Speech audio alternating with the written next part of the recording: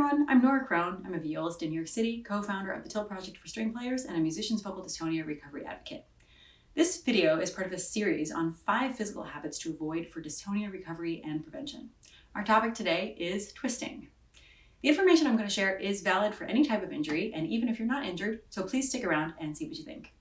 Now, if you're new to this channel, you might want to watch one of my previous videos for some context on how I recovered from dystonia and the approach that I use to assist others.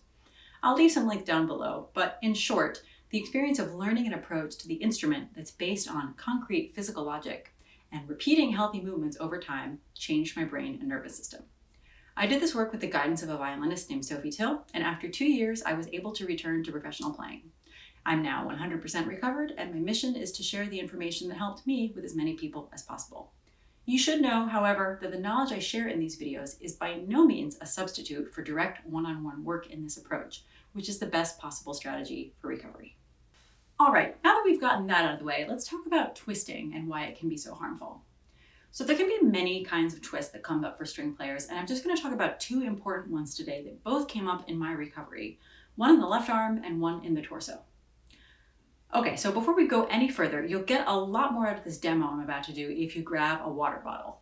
So just hit pause and go get one. Really, I promise it'll make much more sense that way. I'll just wait here.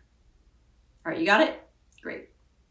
So take your water bottle in your left hand and hold it across your body like this, and then just throw your right hand up to it. You can do that a few times. And first of all, just notice where your arm is in space. What happened is that your brain calculated exactly where to send the arm and how to rotate its various components so that the alignment between your fingers, hand, and forearm would be preserved.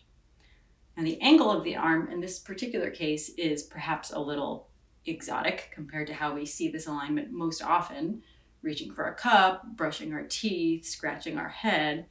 But you probably didn't have any trouble doing it, nor does it feel weird or extreme in any way. In fact, I can put the bottle in basically any orientation, and as long as it's reachable, the body will adjust all of the component parts of the arm so that the alignment of that unit is preserved because it feels good and because the fingers work best that way with the arm aligned behind them. Now, notice what happens if, instead of keeping that spontaneous alignment, you pull your elbow to the left. Do you see the twist that that causes in the arm? And it feels pretty uncomfortable, right? It's also obviously unnecessary. However, this is exactly what so many of us were taught to do with our left arm at the instrument. That is, to pull the elbow to the right. Now, if you try this, you might notice that this leaves the fingers oriented not towards the strings at all. So if I want to get them to the strings, I'm going to have to resort to some sort of twist, and I lose that alignment that the fingers really need to function. A variation of this comes up a lot with higher fingers on the E string or the A string if you're a violist. If I want to play a 4th finger on my highest string, which is more to the right and lower, and I want the arm to find its place aligned behind that finger, it's going to end up here. Do you see that alignment? If I don't allow it to go there, that is, if the arm is frozen or it's just not in the right place to begin with, the only way to get there is going to be to twist sideways at the wrist to bring the pinky to that spot. This kind of ulnar twist is especially bad for us, and it can even cause compression and damage in the ulnar nerve. So the solution, just like on the water bottle, is to find the location for the arm that keeps it aligned behind the hand and the playing finger. And however foreign that may seem on the instrument, the truth is we do it all the time without even thinking about it. Now, when we're dealing with really entrenched habits on the instrument, it can take some time and expert guidance to steer ourselves back on track.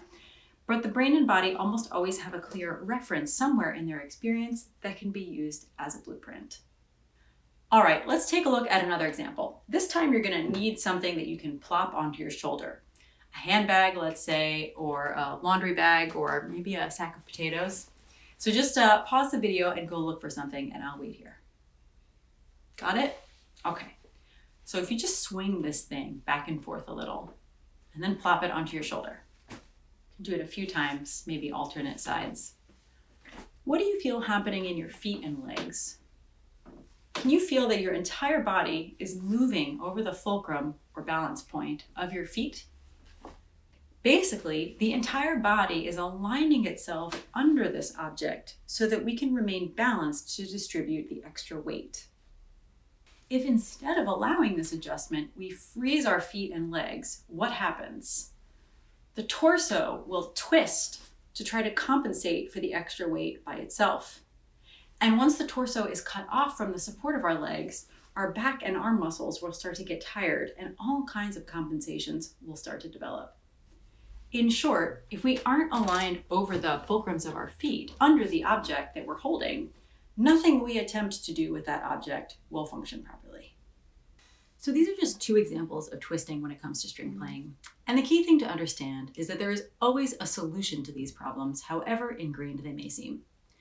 Dystonia in particular is a complex condition, but at least in my experience, solving it requires an approach to the instrument that follows the inherent physical logic that is native to our brain and body. Uncovering that logic in ourselves can take some time and is best done with the help of a compassionate guide who knows our instrument well and understands how healthy movement works in that context. But that knowledge is always available to us if we take the necessary steps. If you found this video helpful, please like it. If you want more tips on dystonia prevention and recovery, please subscribe to my channel. And if you want to know more about the TIL approach and our work at the TIL Project, you can subscribe to that channel as well. I'll leave links to both below. And of course, please share this video with anyone who you think could benefit. If you want to know more about me or my work, please visit my website, www.noracrone.com. Thanks so much. See you next time.